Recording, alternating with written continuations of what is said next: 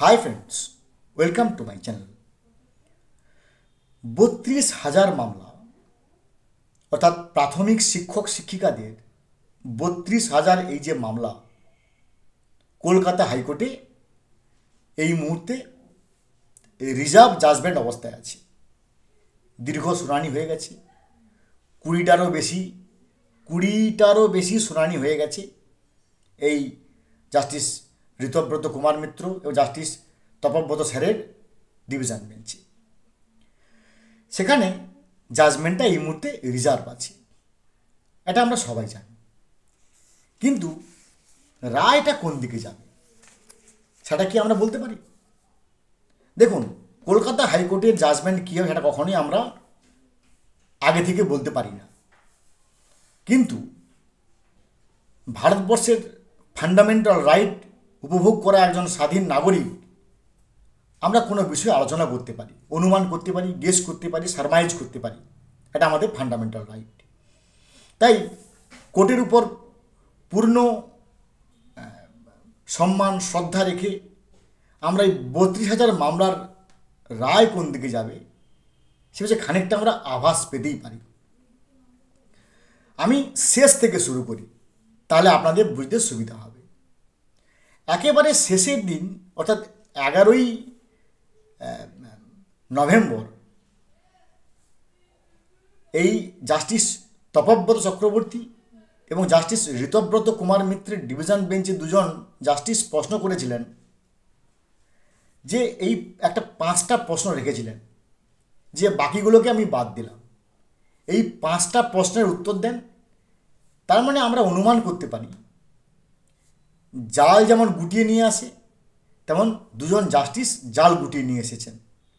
তিনারা দীর্ঘ শুনানি করেছেন, প্রত্যেককে বলার সুযোগ দিয়েছেন কি রেসপন্ডেন্টস, কি ডিফেন্ডেন্টস, কি অ্যাপিলেন্টস, কি party on addition, etcetera etcetera etcetera. বড় বড় বাঘা বাঘা সিনিয়র অ্যাডভোকেট, এমনকি সুপ্রিম কোর্টের দিকপাল মীনাক্ষী অরোরা ম্যাডামও এই মামলার সঙ্গে যুক্ত ছিল। তাই সুপ্রিম কোর্টের দিকপালকেও এখানে নামানো হয়েছিল, সে যে পার্টির পক্ষে হোক না কেন। এখন কথা হচ্ছে এই 32,000 মামলার রায় কোন দিকে যাবে। কোন দিকে যাবে মানে আমাদেরকে একটা ভাবতে হবে, এখানে দুটি ব্যাপার আছে। একটা ব্যাপার আছে জাস্টিস এক্স জাস্টিস গাঙ্গুলি সাহেবের যে রায় ছিল যে 42,949 জন প্রাথমিক শিক্ষক শিক্ষিকার মধ্যে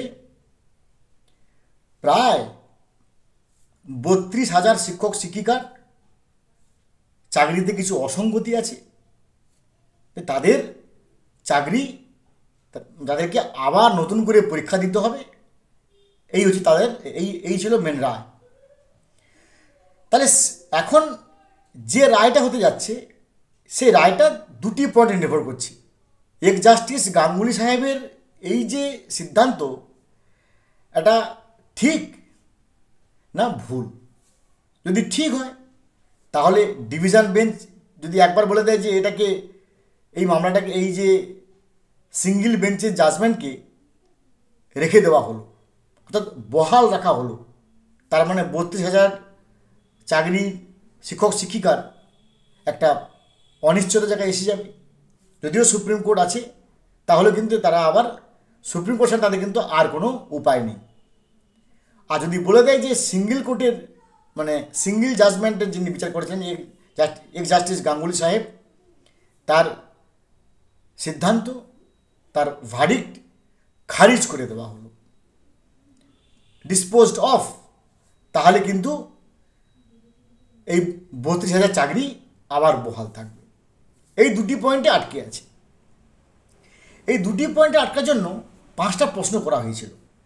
প্রথমটা হচ্ছে রিল্যাক্সেশন, যে 32,000 প্রাথমিক শিক্ষক শিক্ষিকা যারা নন ট্রেন্ড ছিল সেই সময় চাকরি পাওয়ার সময়, তারা কি ট্রেন্ড হয়েছিল, কবে ট্রেন্ড হয়েছে, জবে ট্রেন্ড হয়েছে, সেটা কি বৈধ নাকি অবৈধ। এক্ষেত্রে অ্যাডভোকেট জেনারেল সম্মানীয় দত্ত সাহেব তিনি অনেক যুক্তি দেখিয়েছেন যে সুপ্রিম কোর্টের সেই সময় বিচারপতি তিনি একটা রায় দেখিয়েছেন যেখানে 2017 থেকে 2019-এর 31শে মার্চের মধ্যে সবাইকে ট্রেন্ড হতে হবে, এবং সেই অনুযায়ী এই যে প্রাথমিক শিক্ষক শিক্ষিকা তারা কিন্তু ট্রেন্ড। তার মানে এই পয়েন্টটা কোনো কিছু নাল অ্যান্ড ভয়েড, কারণ তারা যুক্তি দেখিয়েছে এবং তার তথ্য সম্বরণ করেছে, এটাকে বাদ দিলাম।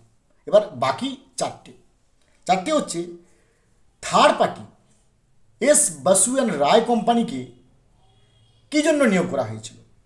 শুধু কি টেটের ফর্ম সিরিয়ালাইজেশন, রিজার্ভেশন, প্রিজার্ভেশন, নাকি রিক্রুটমেন্টেও তারা নাক গলিয়েছে, নাকি তারা অ্যাপয়েন্টমেন্টেও নাক গলিয়েছে? এটা ছিল প্রশ্ন।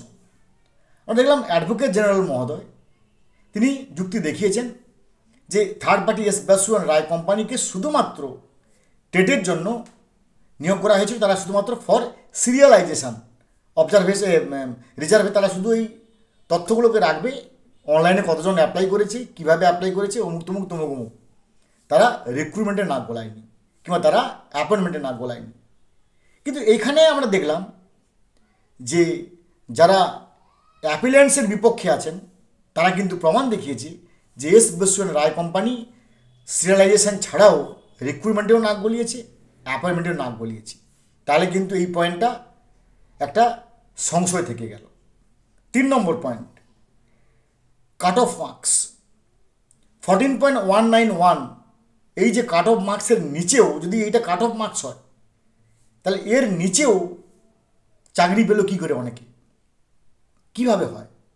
এর উত্তরে অ্যাডভোকেট জেনারেল মহোদয় বলেছেন যে এটা শুধুমাত্র, এবং আরও অনেক সিনিয়র অ্যাডভোকেট বলেছেন যে এটা শুধুমাত্র একটা জেলার ক্ষেত্রে, একটা এসসি রিজার্ভের ক্ষেত্রে সেক্ষেত্রে মানা হয়েছে, এটা ইন জেনারেল সবার ক্ষেত্রে নয়।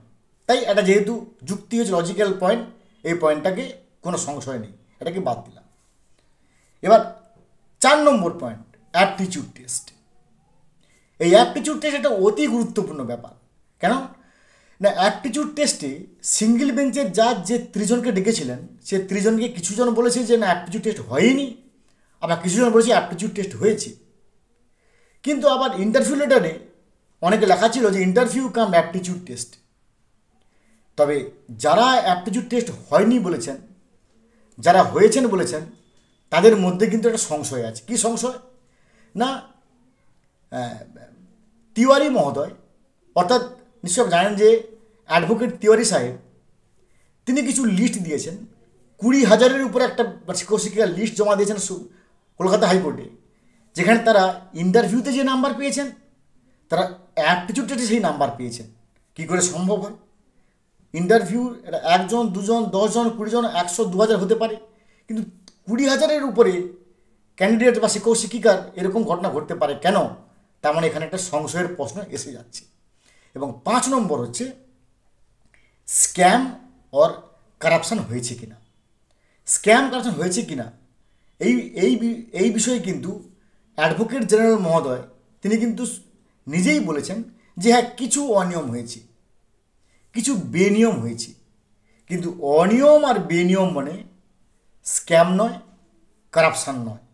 এক্ষেত্রে আবার বিকাশবাবু, তিওয়ারি সাহেব, ফিরদৌস শামীম সাহেব, তেনারা কিন্তু পরিষ্কারভাবে দেখিয়েছেন সিবিআই রিপোর্টটা, যে সিবিআই রিপোর্টে তারা পরিষ্কার দেখিয়েছেন যে কী ঘটনাটা ঘটেছে, যেখানে তারা 752 জনের যে ইলিগালি অ্যাপয়েন্টমেন্ট করা হয়েছিল, যারা bypassing the merit list and eligibility norms, তার মধ্যে 269 জনের appointments have already been cancelled এবং 94 individuals were found to have been appointed without passing the TET. তাহলে এই পয়েন্টগুলো তারা কিন্তু দেখিয়েছেন ফিরদৌস শামীম সাহেবরা, বিকাশবাবুরা। তার মানে এই পয়েন্টেও কিন্তু একটা সংশয় থেকে গেল। তার মানে 5টা প্রশ্নের মধ্যে রিল্যাক্সেশন নিয়ে কোনো সংশয় নেই, সংশয় নিয়ে কাট অফ নিয়ে কোনো সমস্যা নেই। সমস্যা 3টে পয়েন্টে, একটা এস বসু অ্যান্ড রায় কোম্পানিকে থার্ড পার্টি কেন নিয়োগ করা হয়েছিল এই প্রশ্নটাই কিন্তু একটা সংশয় রয়ে যাচ্ছে। 2 নম্বর অ্যাপটিটিউড টেস্ট একটা সংশয় রয়ে যাচ্ছে। 3 নম্বর স্ক্যাম বা কারসানের সংশয় রয়ে গেছে। সংশয় যখন একটা কোর্টে যদি একজনও ব্যক্তির সংশয় হয়, সুপ্রিম কোর্টের নির্দেশিকা আছে যদি কোনো প্যানেলের মধ্যে যদি 1 লক্ষ লোক নিয়োগ করা হয়েছে, তার মধ্যে 99,000 999 জনের কোনো স্ক্যাম নেই, একজনের স্ক্যাম আছে, তার ওই প্যানেলটা পুরোটা অবৈধ। এটা সুপ্রিম কোর্টের নির্দেশিকা। সুতরাং এটাই প্রমাণ করছে যে মামলাটার রায় কোন দিকে যাবে। ভালো থাকুন, have a good day, thanks.